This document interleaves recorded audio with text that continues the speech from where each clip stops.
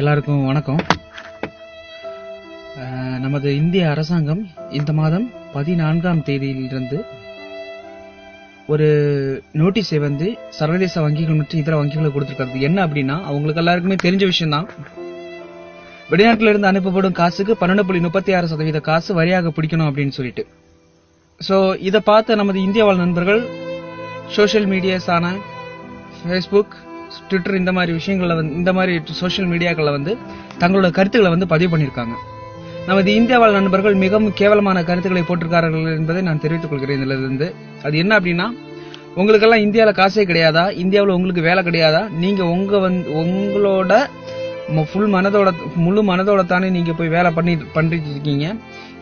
வெளிநாட்டுல இருக்கிறவங்க நல்லா சம்பாதிக்கிறாங்க, உங்களுக்கு இந்த காசை கொடுத்தா என்ன அப்படின்னு சொல்லிட்டு அப்படி இந்த மாதிரியான கேள்விகள் நமது வெளிநாட்டு நண்பர்கள் நம்மளை பார்த்து கேட்கறாங்க. எனது இந்தியாவில் நண்பர்களுக்கு எல்லாருக்கும் நான் ஒண்ணு சொல்லிக்கிறேன்.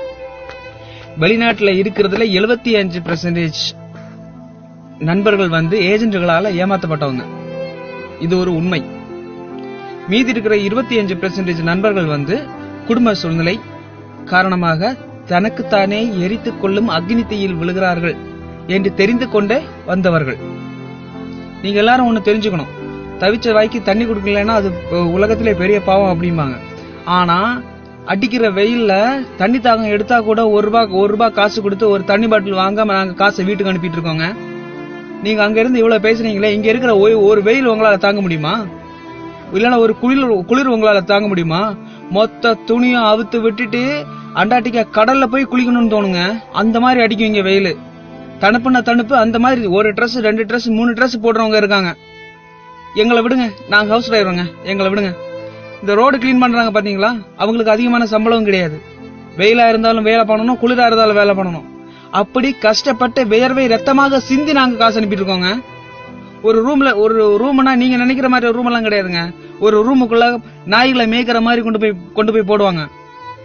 11 பேர் 12 பேர் இருப்பீங்களா? நீங்க 11 பேருக்கும் 11 மைண்டா இருக்கும். உங்களால இருக்க முடியுமா? ஒரு நாள் இருக்க மாட்டீங்க, நீங்க ஓடிடுவீங்க. சரியா? சாப்பாடு அம்மா வச்ச சாப்பாடு ஊர் எல்லாம் வரைக்கும் அடிக்கும்பாங்க. இங்க நாங்க சாப்பிட்ற சாப்பாடெல்லாம் நீங்க பாத்தீங்கன்னா, எதுக்குப்பா இங்க எல்லாம் போயிருக்கீங்க அப்படின்னு நாங்க எங்க கஷ்டத்தை நாங்க வெளிப்படையா சொல்றது கிடையாதுங்க. எங்க குடும்பத்துக்கிட்ட நாங்க சொல்லுவோம், நம்ம நான் நல்லா இருக்கேன், அப்பா நான் நல்லா இருக்கேன், மாமா நான் நல்லா இருக்கேன், சித்தி நல்லா இருக்கேன். ஆனா ஒவ்வொரு நாளும் நாங்க படுற வேதனைகளை அவங்க கிட்ட மறைச்சுதான் நாங்க வாழ்ந்துட்டு இருக்கோமே தவிர, நாங்க இந்த மாதிரி கஷ்டப்பட்டு இருக்கோம் அப்படின்னு சொல்லி அவங்களையும் கஷ்டப்படுத்துறது கிடையாது. நாங்க சிரிக்கிறோம். எப்ப சிரிக்கிறோம் தெரியுமா உங்களுக்கு? போட்டோவோட பேக்ரவுண்ட்ல இருக்கிற பெரிய பெரிய கட்டிடங்கள், காருகளை பார்த்து நாங்க அங்க சுகமாகத்தான் வாழ்ந்து கொண்டிருக்கிறோம் அப்படின்னு நீங்க நினைச்சீங்கன்னா அது 100% பொய்யான ஒரு விஷயம். நாங்க சிரிக்கிறது, அப்படி இல்லைன்னா நாங்க ஒரு நல்ல சட்டை போட்டுறது, அப்படி இல்லைன்னா நாங்க ஒரு நல்ல வண்டி முன்னாடி போய் நிக்கிறது அந்த போட்டோவுக்காக மட்டும் என்பதை நீங்க புரிஞ்சுக்கணும். உங்களை பொறுத்த வரைக்கும் நீங்க நினைக்கிறீங்க வெளிநாட்டுல அவங்க ரொம்ப அதிகமா சம்பாதிக்கிறாங்க அப்படின்னு. கிடையவே கிடையாதுங்க. இன்னைக்கு எத்தனை நண்பர்கள் ஏர்போர்ட்ல இருந்து கிளம்புற டைம்ல டாடா காட்டி விடுவாங்க, திருப்பி ஊருக்கு போகும்போது அவங்க இருக்க மாட்டாங்க. எவ்வளவு தூரம் அவங்களை மிஸ் பண்ணுவாங்கன்னு தெரியுமா உங்களுக்கு? இன்னைக்கு எத்தனை வெளிநாட்டு நண்பர்கள் தனது சொந்த தாய் தகப்பனின் சடலங்களை கூட பார்க்க முடியாத அவல நிலை ஏற்படுகிறது அப்படின்னா அது எங்களுக்கு மட்டும்தாங்க. அம்மா இறந்தாங்கன்னு போய் கவிழ்கிட்ட கேட்டா, வேலை பண்ணுப்பா, அதெல்லாம் பிரச்சனை இல்லை, 2 நாள்ல தாங்கிக்கும் அப்படிமானுங்க. அந்த 2 நாள் 3 நாள் 4 நாள் நாங்க படுற கஷ்டம் எங்களுக்கு மட்டும்தான் தெரியும். இப்படி கஷ்டப்பட்டு சம்பாதிக்கிறோங்க. நாங்க யாருக்கிட்டையும் திருடலையே, நாங்க யாருக்கிட்டையும் எந்த விதமான பிரச்சனைகளையும் பண்ணி உழைச்சு சம்பாதிக்கிறோம். வெயில் மழைன்னு பார்க்காம, வெயில் குளிர்னு பார்க்காம உழைச்சு சம்பாதிக்கிறோம். அந்த காசுல இருந்து காசு பிடிக்கிறாங்க அப்படின்னா நண்பர்கள் கேட்பாங்க. எங்களுக்கு ஊர்ல இருக்கிறது மாதிரி ஒரு மறியல் போராட்டமோ இல்ல ஒரு உண்ணாவிரத போராட்டமோ அப்படி இல்லைன்னா எந்த விதமான போராட்டங்களும் இங்க பண்ண முடியாது. எங்களால முடிஞ்சது எல்லாமே சோசியல் மீடியாஸான ஃபேஸ்புக், ட்விட்டர் இந்த மாதிரி விஷயங்களை எங்க கருத்துக்களை நாங்க தெரிவிச்சுக்கிறது தான். நாங்க எங்களோட கருத்துக்களை தெரிவிப்போம். உங்களை மாதிரி சும்மா இருந்து சம்பாதிக்கிறது கிடையாது. வேலை கஷ்டப்பட்டு சம்பாதிக்கிறோங்க. நாங்க 40,000 50,000 சம்பளம் வாங்குறவனுக்கு இது ஒரு விஷயமா இருக்காது. 8,000 10,000 வாங்குற சம்பளவனுக்கு என்ன பண்ணுவான்? அவனுக்கு அந்த டாக்ஸி பிடிச்சாச்சுன்னா அவன் வீட்டுல காசு அனுப்ப வேணாம் அவனுக்கு. ஏங்க நாங்க கஷ்டப்பட்டு சம்பாதிக்கிறோங்க. நாங்க கஷ்டப்பட்டு சம்பாதிக்கிற காசு இதே ஊர்ல இருந்து இந்த மாதிரி பண்ணியாச்சுன்னா கூட நாங்க பொறுத்துக்குவோம். ஆனா இங்க வந்து நாங்க கஷ்டப்பட்டு சம்பாதிக்கிற காசை வரியாக மாத்தி கொள்ளையடிக்கிறீங்களே, அப்படி அந்த ஆதங்கத்தை வந்து நண்பர்கள் வந்து இதுல தெளிவுபடுத்துவாங்க. உங்களுக்கு பிடிக்கலையா நீங்க லிஃப்ட் பண்ணி போங்க, உங்களுக்கு பிடிக்கலையா நீங்க அவங்கள அன்ஃப்ரெண்ட் ஆகுங்க.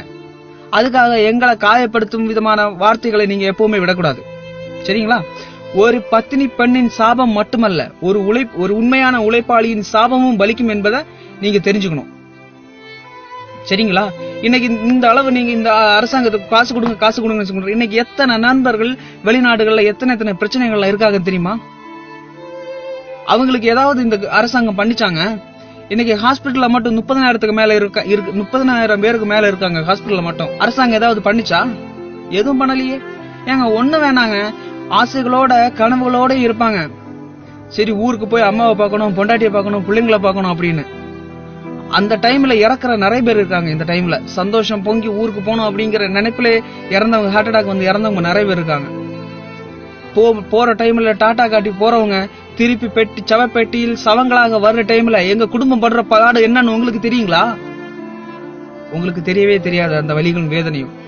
ஏங்க அதாவது எந்த ஒரு விமான தாவளத்திலையும் வெளிநாட்டுல இருந்து வரக்கூடிய பணத்தை இறக்குறதுக்கு நாங்க அங்க காசு கொடுக்கணுங்க. நாங்க அங்க காசு கொடுத்துதான் அந்த பணத்தை எடுக்க முடியும். அந்த மாதிரி நிலைமையில நாங்க இருக்கிறோம். எங்க கிட்ட உங்களுக்கு இந்த வரி தேவையா? தெரியாம கேக்குற, எங்க கிட்ட வரி உங்களுக்கு தேவையான்னு கேக்குறேன். எங்களுக்கு தேவையான அனைத்து விதமான உதவிகளையும் பண்ணிட்டு நீங்க இந்த மாதிரி பண்ணிட்டு இருந்தீங்கன்னா கூட அதுல ஒரு நியாயம் இருக்குது. ஆனா எல்லா விதமான வேலைகளும் உடம்பு முடியாம இருக்குங்க, உடம்பு முடியாம இருக்கும். காய்ச்சல்னா காய்ச்சல் அப்படி இருக்கும். எங்களுக்கு ஒரு பிரச்சனைனா நாங்க தான் பாத்துக்கணும். இங்க இருக்கிற சடலங்கள் ஏறி போகிறது இங்க இருக்கிற சமூக ஆர்வலர்கள் மற்றும் சமூக அமைப்புகள் மூலமாக தான் இன்னைக்கு பெரும்பாலான சடலங்கள் இறந்தவர்களின் உடல்கள் மற்றும் பலதரப்பட்ட உதவிகள் வந்து கிடைக்கிறதே தவிர இந்திய அரசாங்கத்தால எதுவுமே கிடைக்கல அப்படிங்கறத நான் சொல்லிக்க ஆசைப்படுறேன் இந்த இடத்துல. உங்களுக்கு நீங்க என்ன நினைக்கிறீங்க? நாங்க கத்தையா சம்பாதிச்சுட்டு இருக்கோம், பெரிய ஆளுங்க, நாங்க ரொம்ப சம்பாதிக்கிறோம், காசு கொடுத்தா என்ன அப்படின்னு. ஒரு பாட்டில் தண்ணி வாங்குறதுக்கு யோசிப்போங்க. சூடு டைம்ல ஒரு பாட்டில் தண்ணி வாங்கி குடிக்கிறதுக்கு யோசிப்போம். அது உங்களுக்கு புரியாது. அது உங்களுக்கு சொன்னாலும் அது உங்களுக்கு தெரியாது. எங்களோட லைஃப் அந்த மாதிரி ஆயிப்போச்சு. நீங்க என்ன நினைக்கிறீங்க? ஆசைப்படுறீங்க அது வேணும். எத்தனை பேரு தங்கச்சியோட கல்யாணத்தை பார்க்க முடியாம, தம்பிங்களோட வேலை விஷயத்துல அந்த மாதிரி பார்க்க முடியாம எத்தனை பேர் இருக்காங்க? இன்னைக்கு இந்த வெளிநாட்டுல மட்டும் பாஸ்போர்ட் இல்லாம எத்தனை பேர் சுத்திட்டு இருக்காங்க? இந்திய கவர்மெண்ட் கிட்ட விண்ணப்பம் கொடுத்தவங்களோட எண்ணிக்கை மட்டும்தான் நிறைய இருக்குது. அதை இந்திய அரசாங்கம் பண்ணிச்சா? ஏங்க இந்திய அரசாங்கம் ஒரு வருஷத்துக்கு $70 பில்லியன் நாங்க வெளிநாட்டுல இருந்து அவங்களுக்கு கொடுக்கிறோம். புரியுதா? ஒட்டுமொத்த வெளிநாட்டு அமைப்புகள்ல இருந்து $70 பில்லியன். அது பத்தாது அப்படின்னு நீங்க இந்த வரியும் கூட போட்டீங்கன்னா நாங்க என்ன பண்றது? எங்களுக்கு ஊர்ல தான் பொழைக்க வழி இல்ல. இன்னைக்கு நீங்க இவ்வளவு தூரம் கத்துன்னு கத்துறீங்களே, இங்க இருக்கிற ஒவ்வொரு நண்பர்கிட்ட நான் ஒரே ஒரு விஷயம் கேட்டுக்க விரும்புறேன். இவ்வளவு சொல்ற நீங்க உங்களுக்கு தெரிஞ்ச ஒரு நபரை போன் பண்ணி, ஏவா நீ ஊருக்கு வா, உனக்கு ஒரு நாளைக்கு $300 சம்பளத்துல நான் உனக்கு வேலை ரெடி பண்ணி வச்சிருக்கேன், நீங்க உங்களால சொல்ல முடியுமா?